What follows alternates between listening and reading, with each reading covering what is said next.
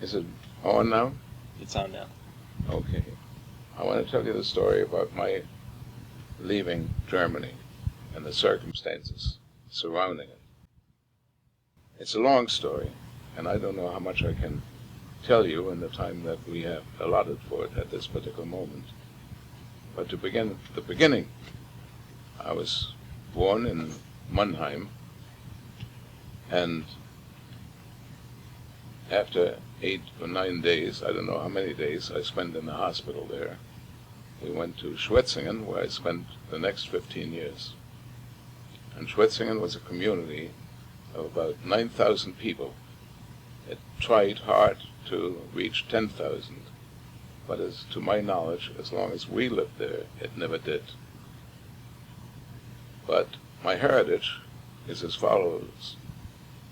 My father's name was Ernest, actually Ernst, and he, with his sister, Rosa Monat, owned a cigar factory which he inherited from his father, and his father probably inherited it from his father.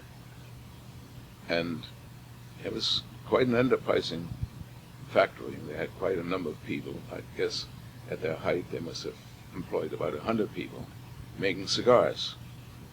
And they also had another story on top of the first story where they made the boxes for the cigars.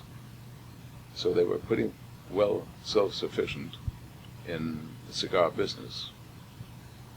And they sold cigars all over the, I guess, country. And many times I made trips with my father to to replenish his inventory in tobacco and in wood, and whatever goes with selling cigar in cigar boxes. And my mother's name was Lina, spelled Lina, and she was born in a town, a very, very small town, by the name of Thalleischweiler, and where her father was a butcher, and he had a complete butcher establishment where he had animals, cows, which were slaughtered, and which I watched on occasion. I really got pretty sick of that. I never wanted to have anything to do with it, and learned how to love to eat liverwurst. I wonder whether Mom knows that, because they made the liverwurst there, and I loved it. And they had in another town by name of, Thalleischweiler was the town next to their town, which was called Thalfreschen. In Thalleischweiler, they had relatives, my mother's aunt, and their family. And today, incidentally, we are in Washington, D.C., where we're going to go to the Holocaust Museum, where I would like, if possible, to find out whether they know anything about what happened to that particular family, because they died in camp. In which one, I don't know, whether it was Buchenwald or where. But that's the story as far as the town Thalleischweiler, Thalfreschen is concerned, which was in the Palatinate, Pfalz. And I love to go on trips with my grandfather, who had a wagon and a horse, and he would always walk alongside. He would never burden the horse with any extra weight, and I was allowed to sit on the wagon. I guess I was about 3 years old, and he kept on singing, Paul, Paul, Zucker, Süßer, Paul.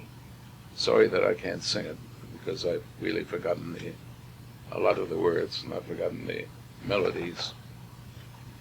So that's pretty much basic, the basically the story of my early existence. In Schwetzingen, I went to grammar school, which was called the Volksschule, and I went there from first grade through fourth grade.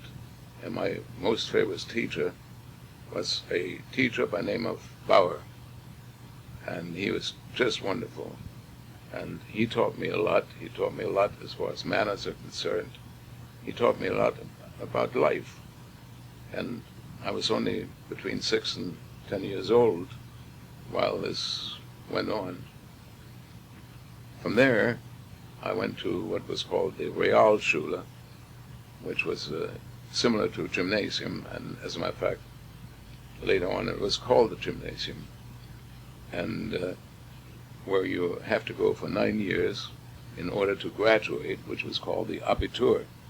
Before you could go to a university, you had to have you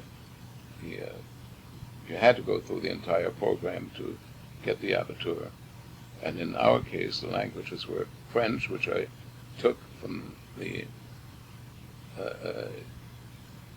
first grade on, which was at the age of 11. And after the third year, I had to take Latin, and English came after the fifth or sixth year, which I never reached, because before then we had to leave Germany. So I spent, I believe, 5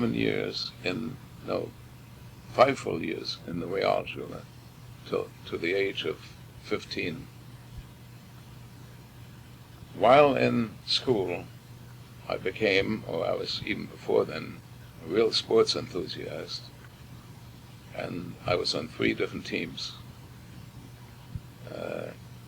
One of them was the ping pong team. I played ping pong for the town, and I played soccer, and I played, what else did I play? Gee, I almost forgot. There was a third, and it was not tennis.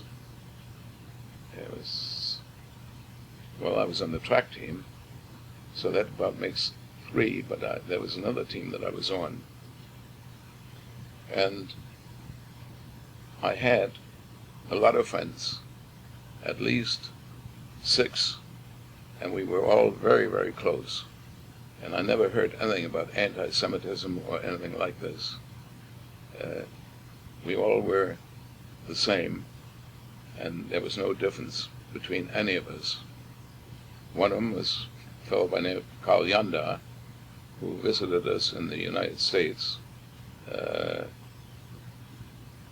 many years after we had come over here. And another, my best friend, was a man by the name of Karl Berner, who I believe became a lawyer and who moved to Heidelberg. And there was a fellow by the name of Maurer, M-A-U-R-E-R, who was the son of the arts teacher. And incidentally, he was second in class throughout, and I could never pass him up. I was third, because his father always gave me a C in art and gave his son an A, so I never could pass him. Otherwise, our marks were pretty much the same. Number 1 was a fellow by the name of Stangl, Oskar Stangl, who was an invalid, total invalid. He had a bad leg, he had a bad arm, and his head was larger than it should have been. Yet he was a pretty good guy. He tried to play soccer in every possible way, and wherever the team went, he went along with it. But as I heard later on, he was one of the first to die of our group. But anyway, it was a good group. And the first anti-Semitism I ever experienced in class was when one of the newer teachers, who never had been in teaching in any of our classes, came to and stood at my desk and said, "It stinks here," and he hit me over the head. That's the first thing I really that's the first time that I ever was conscious of anti-Semitism. And he had a big swastika on his lapel. And I never knew how come that he was allowed to be a teacher in this particular class. And that was about 1932 when that happened. And from then on, Nazism and anti-Semitism became more and more apparent. And 1933, as you know, Hitler became the Vice Chancellor on January 30th.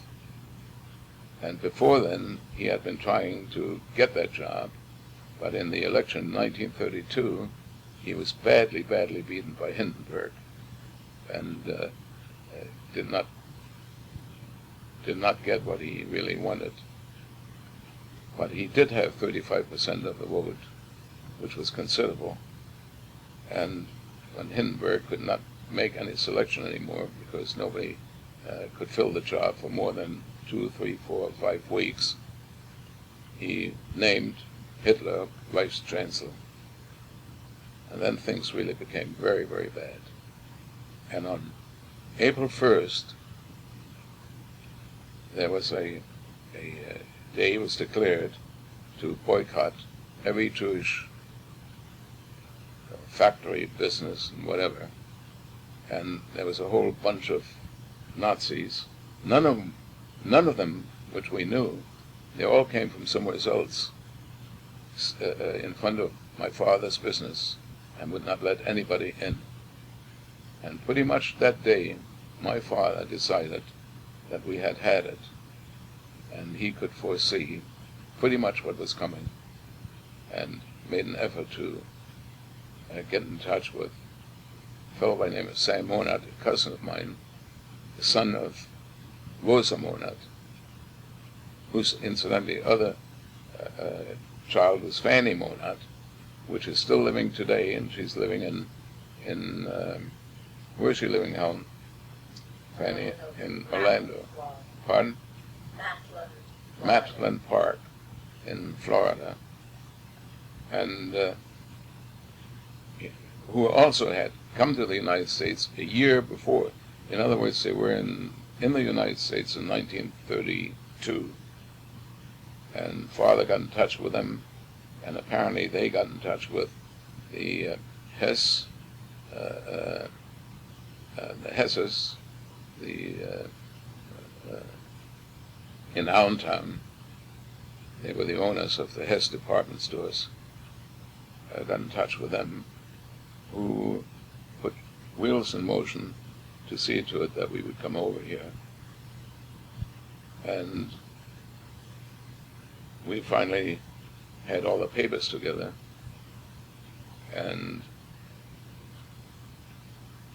father left first because he didn't want to have any big commotion. He didn't want anybody to know that we were leaving. And he left about 2 weeks before we left, and he went to Paris. And we followed him in a very peculiar way. I left school at 10 o'clock during the pause, which occurred every single day between 10 and 10:20, got onto my bicycle and traveled to a town by the name of Hockenheim. That's where the Wallersteins lived, which is, the Wallersteins were my mother's sister, and Max Wallerstein, the father, became a partner, or had been a partner, of my father in Hessen Monat after my aunt left. And I got to Hockenheim and left my bicycle there and got onto the train that my mother and sister, Irene, were already on, accompanied by Max Wallerstein, who who was going to take us to the border.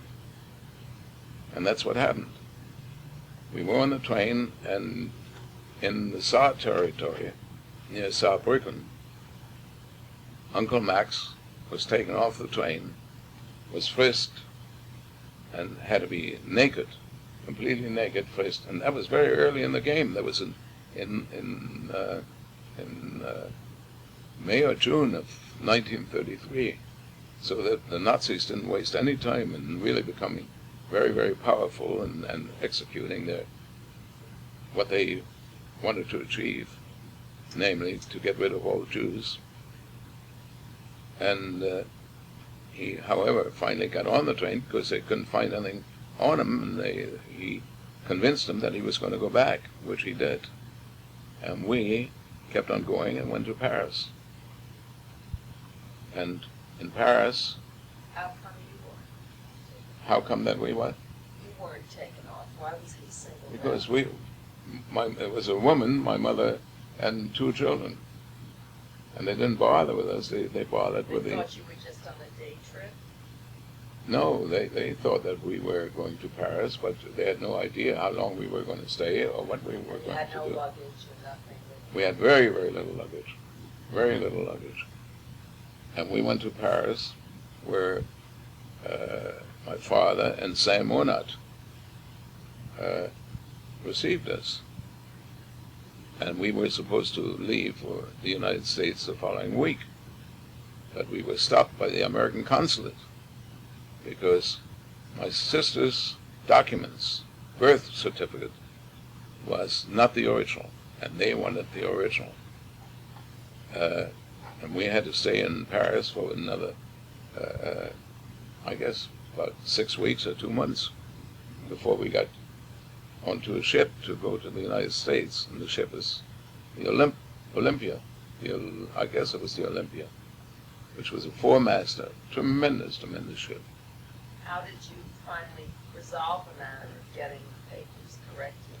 Well, that's an interesting story. Sam Monat, who was a real go-getter, painted a mustache on his face, or he had an artificial mustache, and rented an airplane and flew back to Mannheim. And there he smeared somebody to get that certificate and came back. And that's what enabled us to go to the United States. And we came to the United States during the deep, deep, deep Depression. And my father was willing to do anything and everything. And he looked for a job in Philadelphia. That was the town where we first settled. And he finally got a job. He didn't get a job. He tried very hard. One of the worst parts was that he went into a hat manufacturing place, and they put him on a machine to make a hat. And he didn't have the faintest idea how to make a hat. So the entire manufacturing personnel stood around him, laughed when he tried to do this and that, and he probably always said that it was the worst day in his entire life. He had no idea how to make it or what to do with it. So living for him was pretty miserable when we first came to the United States. And he found a job with Bernard Ullman in New York City. Also a very common job. He was low man on the totem pole, but he was happy that he had something, and that he could go to work each and every single day. And this is after he had never had anything more than a desk job and administering a pretty large enterprise. But certainly because of Hitler, this was all that he could achieve at that particular time. And we all moved to New York. We lived in Richmond Hill. And we stayed there a number of years. I went to Richmond Hill High School, graduated from Richmond Hill High School. And incidentally, what I've never made much of a to do about, and many people don't know it, I was playing on any number of orchestras. I played on the orchestra, violin, in Germany. And when I came to the United States, I played in the Philadelphia High School Orchestra. And later on, I played in the orchestra in Richmond Hill High School. And just on the side, one of my classmates in school was Phil Rizzuto, who was honored last week by Richmond Hill High School. They named him an honorary student of the school. That's about it at this particular moment. Okay. Anything that you want to know? What was the Jewish population of Schwetzingen?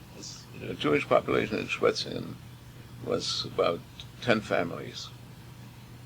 And we had a rabbi, Rabbi Bloch, B-L-O-C-H, who also was my teacher. And that's an interesting question that you asked, because this was one of my sadder moments. In Germany, students had to take religion. So whether it was every day or twice a week, I really forgot. But when religion was taken by the class, the Catholics were divided. Went to one class, the Protestants to another schoolroom, and I was the only one who went to a third room. And Lehrer Bloch came to teach me religion. And I can tell you, it was a sad story for me, because I hated to be apart from the people that I was with all the time and who I was very close to. And I had to be signaled out. Even then, that was before Hitler. Hitler really came around to be the only person to take religious lessons. Any other questions? You'd mentioned in the story that the fellow who was the head of the class was one of the first to die. Was he killed in the Holocaust? No, he just died a natural death. I mean, that's what I heard over here, that he had died, and which was not a surprise, because he was a very, very sick individual. But he kept his spirits up, and he was brilliant. He was number one in the class as long as I was in that class. And he palled around with everybody. He did everything that everybody else did.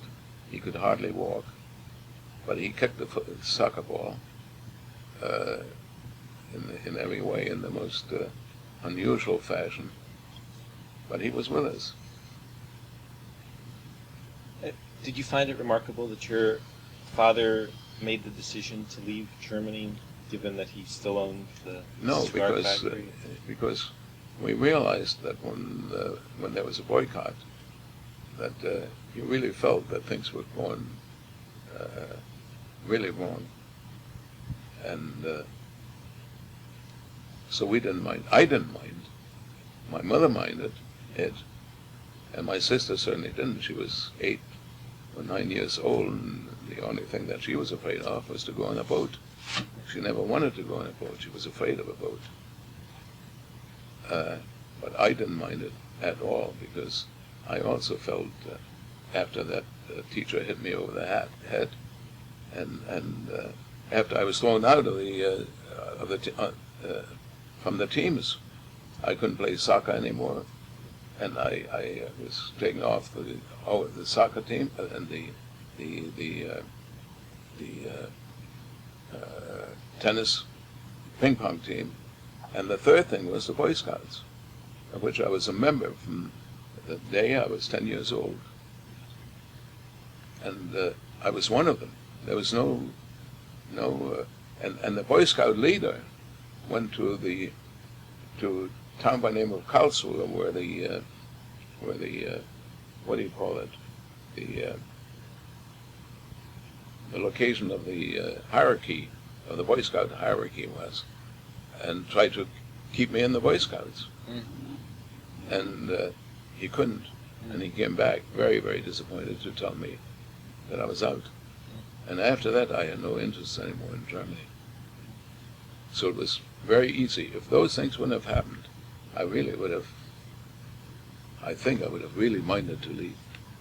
Because my life in Schwetzingen was pretty good, in every way. I mean, we had a big Schlossgarten. That was a castle garden with a big lake, of which we skated every year in the winter. And just about everybody in town knew how to skate. And it was a lot of fun. It's one of the things that was just wonderful. So that's the story. There were many pleasant memories that I had. And I don't know whether you probably remember that we went back once, and that Mom just hated to be back, and we couldn't get out of Schwetzingen soon enough and quickly enough. And Peggy was with us. But the following year, was it the following year, Helen? Or 2 years afterwards? 2 years afterwards. About 2 years afterwards, Peggy went back. And she stayed for about 6 weeks with one of my friends. That when we were there, who said he never could understand why we left. I mean, that was no part of their living. They didn't understand really what was happening, or they didn't pay any attention to what was happening. So he claimed that he didn't know why we left. And Peggy, I think, enjoyed it over there, didn't she? She had a wonderful time. She was treated royally, and I think that would have happened if she would have gone to any of... got to know the Longlots family. Have you ever heard of that family? No. Well, when we were there with Peggy. And this is a very difficult thing to understand. We look at all the Germans as being just miserable and Nazis and so on. This was not so. I mean, the actual Nazis were only about 30 to 35% who were strong enough and knew how to control the entire country. And which was apparent in 1932 when there was the election of Hitler, that he really got a minority of votes. So go ahead. He spent He came over 1 not or to 2 visit days us. here. That's all. He came over not to visit us. He came over to attend a medical convention. Which he left immediately and got in touch with me, and we spent the whole day together because he came over to see me, and that was the main reason. But that was he came over because it was an excuse to come over here. He was a doctor. When was this? How long ago? He was a doctor. That probably was, what, 15 years ago? At least. 15 years ago. Longer. And he spent one day, and we had dinner. I treated him to dinner at Pal's. And the next day he left. He was here 2 days for the whole thing. Polyanda, he was a character, let me tell you. And they used to say that we looked exactly alike, that we were twins. But when he came back, he had shrunk a head. I had become a head taller than he was. Do you know anything of family members who didn't get out? No, that's what I said, that I would be interested to see whether the Holocaust Museum knows anything about them. Do you have any idea how many there were? There were, I can tell you, a lot of them. 2, 3, 4, 5, 6. I thought of some this morning. I would say easily 10. Do you know if they tried to leave? Never heard about it again. I mean, you know the story of Uncle Max and Aunt Elsa? That's a big story. You know, we took care of their children, Ruth and Harold. They came over here in 1936, and they stayed with us. And Ruth got married under our auspices. I mean, she married Herb Samuel, and we never heard about her parents. After 1938, they were gone. They were lost. Never heard about them again. And then Herb Samuel went into the army. He became a second lieutenant or first lieutenant, or reasonably high in rank, and he went to Italy and had command of something, but he commanded to take a jeep to the boot of Italy where there was a camp. And there he found his mother and father-in-law. And that's the first that we ever knew about them. And we were very, very close to them. And when he introduced himself, they thought at first that it was I who had come to see them. And he introduced himself as their son-in-law. And they, very shortly thereafter, came to the United States under the auspices of what? Roosevelt? There were 1,000 refugees from that camp that were allowed to come over, that Roosevelt had seen to that they could come to the United States.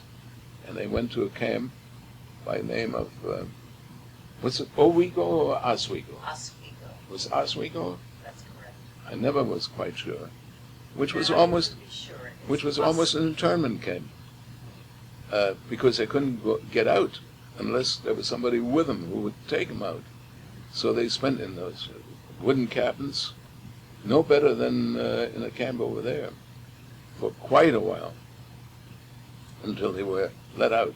And this was under Roosevelt. And you know why Roosevelt did it? Because he felt guilty. That's the only reason why he did it. And as we found out, Roosevelt was not the guy that we thought he was. He was a great disappointment 20 or 30 years after, because the boat that went to Cuba with 1,000 refugees, and the Cubans wouldn't let them in, and then they came to the coast of the United States, and Roosevelt wouldn't let them in, the United States wouldn't let them in, and they sent them back to Germany, and they all disappeared. Every one of them. Do you have any idea how Max and Elsa were able to survive the war? Well, the underground, the Italian underground, especially the Catholic Church. I often think about the Catholic Church if I have anything bad to say about them, that they did a lot of good. They were terrific, including the Pope, to protect these refugees. And due to the Catholic help who hit them and took care of them, they survived the war. And do you know how they got to Italy, or what's that? By underground movements. Never really found out. I should have had a machine like what you've got to ask them how they did it. It would be very interesting. It would be interesting to ask Ruth. She might know. She was very careful about keeping historical facts. But the United States was not what we always thought. They were not very decent to the refugees. And even today that is true. You got some problems. How about the 1,000 Chinese, 300 Chinese that ran aground in Long Island? Are you aware of that? That had to jump boat, and they finally, because they wanted to come to the United States. Most of them are still in prison today. A lot of them died. Nobody took care of them, and God knows when they'll come out of prison. So there are other stories. It's not only the Jews who suffered terribly, and where the United States could have done a little bit more being helpful. Other nations as well. I remember a story where you talked about, I may be mixing stories up, but where you talked about smuggling money in toothpaste tubes? Oh, that was So- Sam Woonard. He probably was the first because we had no money. He put money into toothpaste tubes. And as far as I know, he was the first one who ever did this. And that's the way we bought money over. Is that Not how too you much. bought What? passage to the United States? Was that? No. The passage from the United States was taken care of by the Hesses from Allentown. So that was just to live from day to day, the money that he got into the tubes. But he only was, God, maybe 24 years old when he did all this. Exposed himself to dangers of all kinds. He was a real go-getter, what would have been a real movie star, real movie experiences that he was involved in. Anything that you can add home that I forgot to mention? No, except that you might be interested in knowing that next week Ruth is going to go to a reunion of the children of the people who went to Oswego and Oh, yeah? were in that camp. Oh, I didn't know that. Well, she told you. And there is a woman who wrote a book about the 1,000 Jews who came to the United States through, whether it was belated, whether it wasn't enough, whatever it was under the Roosevelt administration, with whatever influence Eleanor Roosevelt had, or there was someone else in his cabinet whose name I can't think of at the moment. But it's all brought out in this book. And it might be worthwhile and interesting for you to read it sometime. Now, how come if you were living in the country that you couldn't get them out? Do they have to be there for a certain amount of time? They didn't want to go out. Uncle Max, as a matter of fact, had a lot of connections all over Europe. He was a traveling salesman. I don't as mean well. out of the country, actually. I was, Huh? although that's an interesting story too. But I was thinking of out of the Oswego camp. I really don't know the answer, Peter. Why not? Because it required work and it required a lot of documents before they were all together to get them out. I mean, they because you had to. They couldn't just come out. You had to make sure that they would make a living when they came out. That they would not fall on the United States as far as living was concerned. But what else did they do? They couldn't send them back. I don't know what they would have done. I really don't know that story. The whole thing was a shame, though.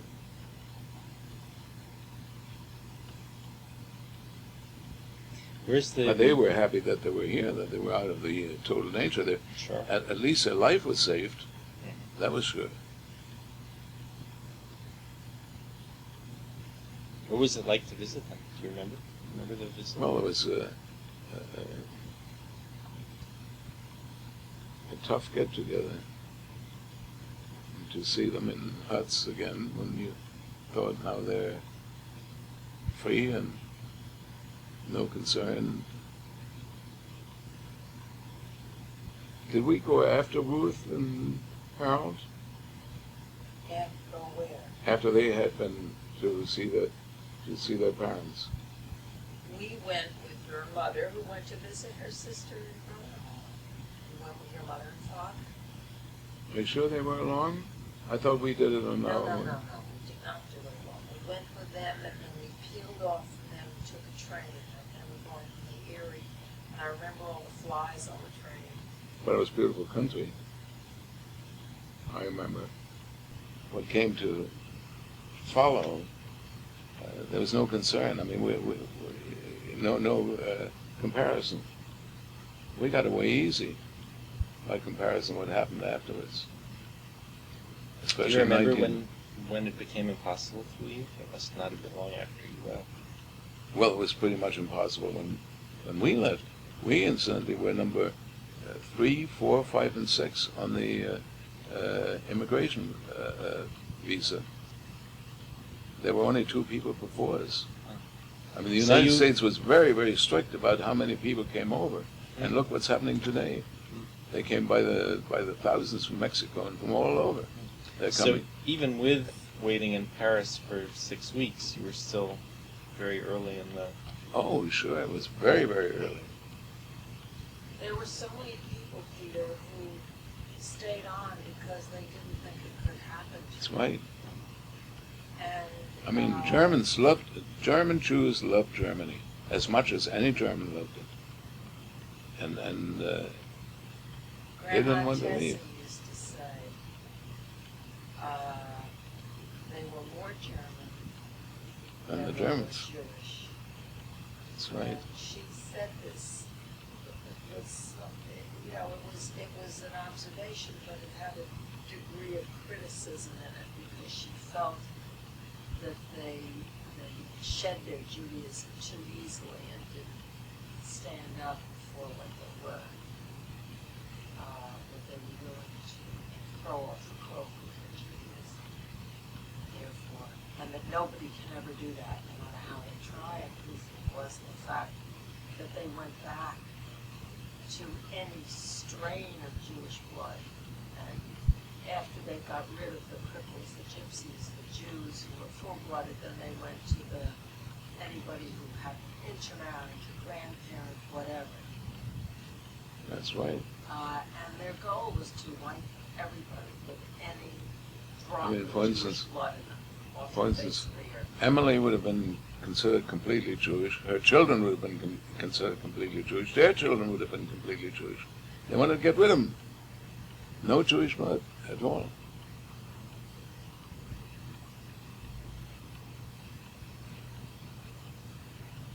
Aryanism was the word. And they weren't really true Aryans. The Jews probably were as German as they possibly could be, and as German as any of the Germans. Did you ever see any of the pictures? Say, the Olympics? When you had hundreds of thousands of Germans singing and Heiling Heil Hitler? And the songs that they were singing, they were all drawn into this spirit. He knew how to do it. Do you remember listening to Hitler? Oh, God, yes. What was the... Oh, gee. What was As a your- matter of fact, we were one of the few families that had a radio in town, because radio was pretty new then. And I remember one of the boyfriends of our next door neighbor, who were the Clavers. You may have heard us speak about them. We were very, very close to them. They were wonderful people. But their older daughter had a boyfriend who came over to listen to Hitler speak, and he was just glowing, glowing when he heard that speech. How wonderful, even though that he knew that we were Jewish. How wonderful this is. Terrific. And Mom heard one of the what made her sick in Germany. I forgot her name, as a matter of fact. Schwartz. What was her first name? There was a family by the name of Schwartz who had 3 girls, and the middle girl asked us to come to their house that one night, and she told stories about the wonderful part about the German camps and so on. And Mom was pretty sick. Speaking in English, she spoke English quite well. They were all just drawn into this thing. And it can happen here too.